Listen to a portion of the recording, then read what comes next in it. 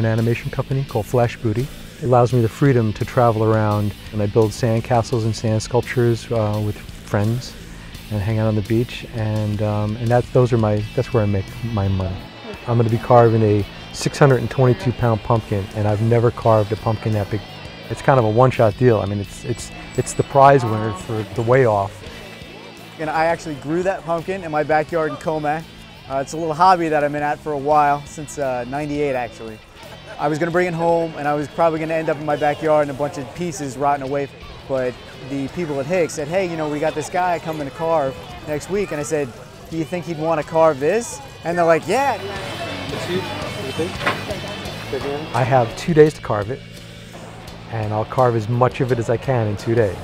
I've been doing some sketches, and I'm going to try to pull up something nice. When I found out they were carving it today, I had to come in and just check it out, and it's awesome. Oh my God.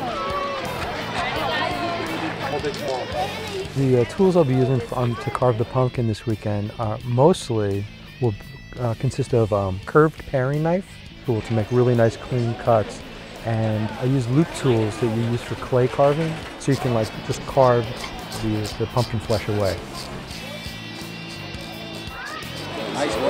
That is amazing. There's definitely big differences in a lot of how you carve in different materials. Pumpkins are a challenge because you don't really know how thick they are.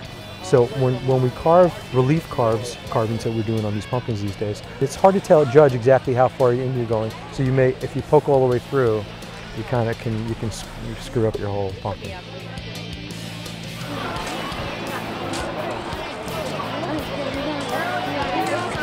My favorite material is certainly sand, because I just love the way it feels when you carve through it. It's nice and clean.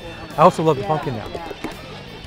And then you take like these cake decorating tools or margin trowels, and when you carve right through it, it feels good, and you can make beautiful art out of these.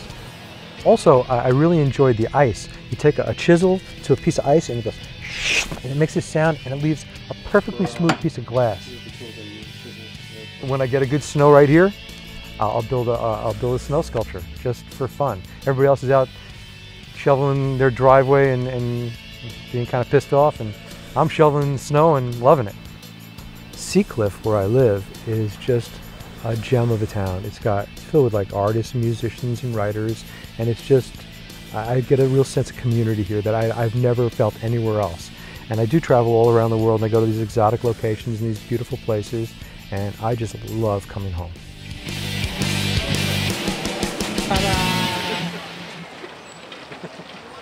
And here's my pumpkin.